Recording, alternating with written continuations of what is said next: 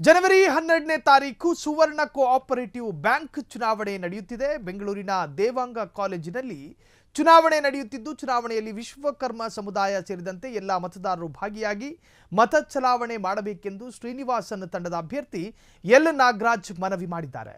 ಈ ಬಾರಿ ಶ್ರೀನಿವಾಸನ್ ನೇತೃತ್ವದಲ್ಲಿ ಚುನಾವಣೆ ನಡೆಯುತ್ತಿದೆ. ಶ್ರೀನಿವಾಸನ್ ತಂಡದ ಸಿಂಡಿಕೇಟ್ ಮತ ಚಲಾವಣೆ ಮಾಡಬೇಕು, ಆಟೋ ರಿಕ್ಷಾ ಗುರುತಿನ ಕ್ರಮ ಸಂಖ್ಯೆ 5 ಮತ ನೀಡಬೇಕು ಎಂದು ಅಭ್ಯರ್ಥಿ ಎಲ್ ನಾಗರಾಜ್ ಮನವಿ ಮಾಡಿದ್ದಾರೆ.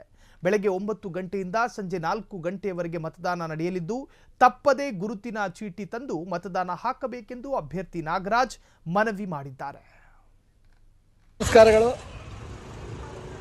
12/1/2025 ಸುವರ್ಣ ಕೋಆಪರೇಟಿವ್ ಬ್ಯಾಂಕಿನ ಚುನಾವಣೆಯನ್ನು ನಡೆಸ್ತಾ ಇದ್ದೀವಿ. ತಾವುಗಳೆಲ್ಲರೂ ಬಂದು ಚುನಾವಣೆಗೆ ಪಾಲ್ಗೊಳ್ಳಬೇಕು.